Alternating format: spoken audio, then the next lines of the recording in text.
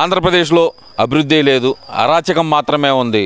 దానికి సాక్ష్యమే మా ఎమ్మెల్సీని పులివెందుల జెడ్పీటీసీ ఎన్నికల్లో ప్రచారానికి వెళ్తే కొట్టడం అంటూ జగన్మోహన్ రెడ్డి చేస్తున్న వ్యాఖ్యలు నిజమే అనుకోవచ్చు అంటారా? రాష్ట్రంలో అరాచకం పెరిగిపోయిందంటారా? అరాచకం పెరిగిందని చెప్పేసి వాళ్ళ వైఎస్ఆర్సీపీ నాయకుల్ని లేదా వాళ్ళ వైఎస్ఆర్సీపీ కార్యకర్తల మీదకి ఏమన్నా కేసులు బనాయించినా లేదా అక్రమ కేసులు అంటాం, వాళ్ళని కొట్టారంటాం, ఈ విధంగా వాళ్ళు చెప్పడం అలవాటు అయిపోయిందండి. ఎందుకంటే ఇప్పుడు ప్రజలందరూ గమనిస్తున్నారు. మరి అరాచకం ఎక్కువైతే ప్రజలందరూ కూడా ఎంతో ఇదిగా బ్రహ్మాండంగా జరుగుతుంది పరిపాలన అని చెప్పేసి, ఏ రకమైన ఇబ్బందులు లేవని చెప్పేసి ఎంతో ఆనందంతో గడుపుకుంటున్న రోజుల్ని వాళ్ళు మరి ఎందుకు ఇదవ్వట్లేదు? ప్రజలకి లేని అరాచక పాలన వీళ్ళకే ఎందుకు కనిపిస్తుందో నాకు అర్థం కావట్లేదు. అంటే వాళ్ళు చెప్తున్నారు కదా, అసలుకి కొట్టేస్తున్నారు, మమ్మల్ని అక్రమ కేసులు పెడుతున్నారు. దానికి ఉదాహరణ తుర్కా కిషోర్ కానీ వీళ్ళందరూ పేర్లు చెబుతున్నారు కదా వరుసన. మరి ఏమండి, ఇంత ముందు కూడా మనం ఎప్పుడైనా ఒకటే గుర్తుపెట్టుకోండి, వాళ్ళకి ఏమన్నా వాళ్ళు పదవుల్లో ఉన్న వాళ్ళు ఏమన్నా తప్పులు చేసి ఉంటే ఆ తప్పుల్ని బట్టి చట్టం తన పని తను చేసుకెళ్తుంది తప్పితే ఊరకనే వెళ్ళిపోయి ఏమీ లేనివాడిని వెళ్ళిపోయి ఎందుకు చేయట్లేదండి? ఎందుకు చేసి అవసరమే ఉంది చట్టానికి అవసరం ఏముందండి? ప్రభుత్వం ఎప్పుడు కూడా ఏమవుతుంది, ఎవరైతే పోలీసు కానీ లేకపోతే న్యాయశాఖ కానీ ఏదైనా సరే తప్పులు చేసిన వాళ్ళని మాత్రమే వాళ్ళని అరెస్టులు చేయటం కానీ వాళ్ళని జైలుకి పంపించడం కానీ జరుగుతుంది.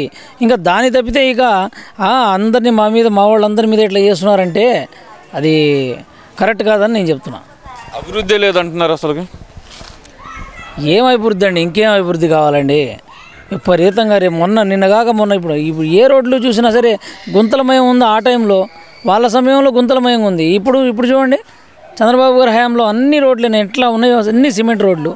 ఇళ్ల దగ్గర కూడా పల్లెటూరులో కూడా సిమెంట్ రోడ్లు వచ్చినాయి. తర్వాత సైడ్ కాలువలు వచ్చినాయి. విపరీతమైన అభివృద్ధి ఉంది.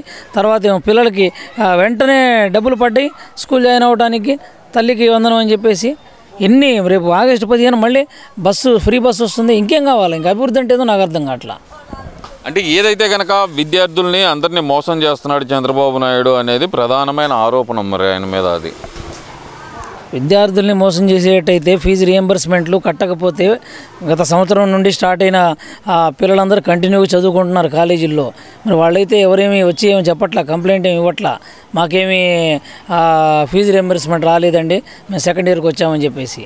కాబట్టి ఏంటంటే కంటిన్యూగా ప్రాసెస్ జరుగుతూ ఉంది. ఎప్పుడైతే స్టార్ట్ అయిందో ఫీజు రియంబర్స్మెంట్ విధానం కానివ్వండి, పిల్లలకి అమ్మకు దీవెన కానివ్వండి, తల్లికి వందనం కానివ్వండి, అన్నీ కూడా యాజ్ ఇట్ ఈస్గా ఒక ప్రాసెస్ ప్రకారంగా వెళ్ళిపోతూ ఉన్నాయి. వాళ్ళకి ఏం కావాలో స్టూడెంట్స్కి ఫ్రీ బ్యాగులు కానివ్వండి, స్కూల్ పుస్తకాలు కానివ్వండి, టెక్స్ట్ బుక్లు కానివ్వండి, అన్నీ కూడా షూలు కానివ్వండి, ఏవైతే కావాలో అన్నీ కూడా ఒకటొకటి ఇవ్వడం జరుగుతుంది. అలాంటప్పుడు ఇంకా లేదంటానికి ఆస్కారం అయితే నాకేం కనబడట్లా.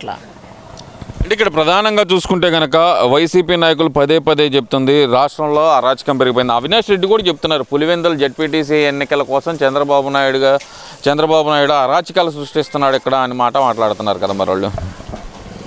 ఏమండి, ఎప్పుడైనా ఎలక్షన్ వస్తుందంటే పోయినసారి ఎలక్షన్లో మాకు ఇంత ఇబ్బంది వచ్చింది, మొత్తం మీద 11 సీట్లు 175లో 11 వచ్చినాయి అని వెంటనే వాళ్ళు ఇప్పుడు ఉన్న ఒక్క జెడ్పీటీసీని మేమేదో సాధించుకోవాలి అనే ఆలోచనలో ఉండకూడదు. ఎందుకంటే ప్రజలు మీ మీద వ్యతిరేకంగా ఉన్నారు కాబట్టి మీరు వాళ్ళల్లో తీసుకెళ్ళలేకపోయారు కాబట్టి, పాలనని సరిగా తీసుకెళ్ళలేకపోయారు, వాళ్ళకి నచ్చలేదు కాబట్టి మిమ్మల్ని ఓడించి 11 సీట్లకు పరిమితం చేశారు.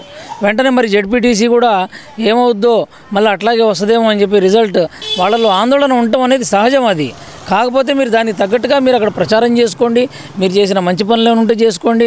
అలానే తెలుగుదేశం పార్టీ ఇప్పుడు ప్రభుత్వం ఉన్నది, ఆ ప్రభుత్వం పనితీరంతా అక్కడ జెడ్పీటీసీ ఎన్నికలు జరుగుతున్నాయి కాబట్టి అక్కడ కూడా వాళ్ళ ప్రజలు కూడా గమనిస్తున్నారు.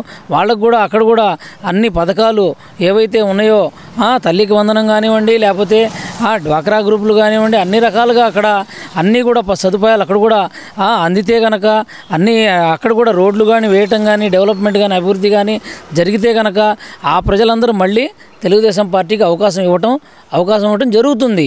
కాబట్టి అట్లాగా జరగడానికి అవకాశం ఉంది. తెలుగుదేశం పార్టీ ఏం చేసిందనేది చెప్పుకుంటుంది.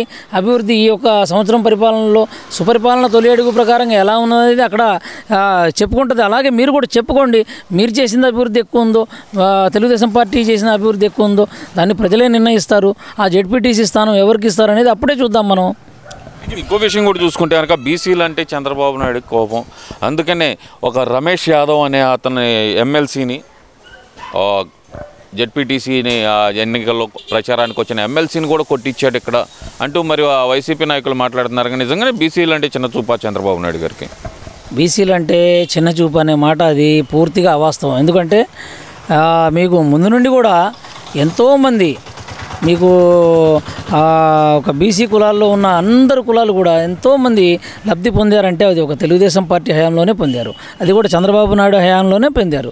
మంచి మంచి పథకాలు కానివ్వండి, వాళ్ళకి అన్నీ కానివ్వండి, వాళ్ళకి ప్రత్యేకంగా కానివ్వండి, అన్నిట్లో కూడా వాళ్ళ కోసం కార్పొరేషన్లు కానివ్వండి, లోన్లు కానివ్వండి, అన్ని రకాలుగా వాళ్ళకు సహాయ సహకారాలు అందించారంటే అది ఒక చంద్రబాబు నాయుడు అని చెప్పేసి వాళ్ళు గుర్తు తెచ్చుకోవాలి. కానీ అంతేగాని వీళ్ళు ఒక్కళ్ళు చెప్తే బీసీలకు అన్యాయం చేశారంటే ఊరికనే నోటుతో మనం చెప్పేస్తే సరిపోయిద్ది అనుకుంటే అది మాత్రం పూర్తిగా అవాస్తవం. బీసీలు అయితే అందరూ ఏకపక్షంగా ఒకే వైపు చంద్రబాబు నాయుడు తరఫే ఉన్నారు. వాళ్ళంతా టీడీపీ వైపే ఉన్నారు.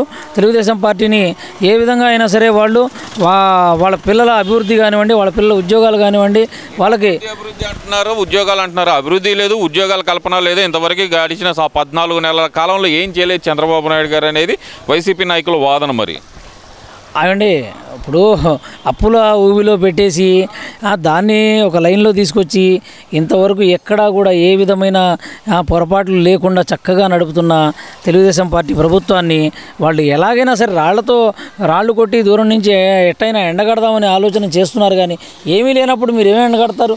ఏమీ లేనప్పుడు మీరు ఏం చేయగలరు చెప్పండి? ఏమైనా మైనస్ ఉంటే ప్రజలు చూపిస్తారు, ప్రజలు ఓటు ద్వారా చూపిస్తారు. అంతేగాని మీరేదో అనుకుంటే అక్కడేం జరిగేదేం లేదు. అక్కడ తెలుగుదేశం పార్టీకి వచ్చిన నష్టమేమీ లేదు. బీసీలు ఎప్పుడు కూడా తెలుగుదేశం పార్టీతోనే ఉంటారు. బీసీలే కాదు, మైనార్టీలు, ఎస్సీలు అందరూ కూడా తెలుగుదేశం పార్టీని ఏకపక్షంగా కంప్లీట్గా ఒకే వైపు ఉండేట్టుగా ఉన్నారు. కాబట్టి తెలుగుదేశం పార్టీని ఆ రకంగా మెజార్టీతో గెలిపించారు. ఇది అన్నారు, రోడ్లు వేస్తున్నారు, ఇవన్నీ వేస్తున్నారు, ఇది అభివృద్ధి కాదా అంటున్నారు. అభివృద్ధి అంటే అది కాదు, అసలు ఉద్యోగ కల్పన ఏది ముందలా అంటున్నారు కదా. మరి ఉద్యోగ కల్పన కూడా మెల్లగా ఒక్కొక్కటి పెడుతున్నారండి. లేకుండా అయితే ఉండదు, వస్తుంది కంపల్సరీగా. ఇప్పుడు మంచి మంచి కంపెనీలు రాబోతున్నాయి. ఒకసారిగా వందల వేల సంఖ్యలో ప్రతి టౌన్లో కూడా యువతకి మంచి అవకాశాలు రాబోతున్నాయి వచ్చే రోజుల్లో. కాబట్టి అది గమనించాలి మీరు. అది గమనించకుండా ఏమీ లేదు, అభివృద్ధి ఏమీ లేదంటే ఇక దానికైతే ఏం సమాధానం అయితే వాళ్ళకి ప్రజలు ఓటుతో బుద్ధి చెప్పాల్సిందే కానీ ఇంకేమీ లేదని నేను అనుకుంటున్నాను. ఎందువల్ల అంటారు? ఎందువల్ల ఏముందండి, ఓటుతో ప్రతి 5 ఏళ్ళకు ఒకసారి ఎవరైతే ఇట్లాగా నోరు పారేసుకోవటం కానీ, ఎవరైతే ఏ లీడర్ అయితే తమకు సరికాడని చెప్పి అనుకుంటారో వాళ్ళకి ఓటు ద్వారా బుద్ధి చెప్తారు.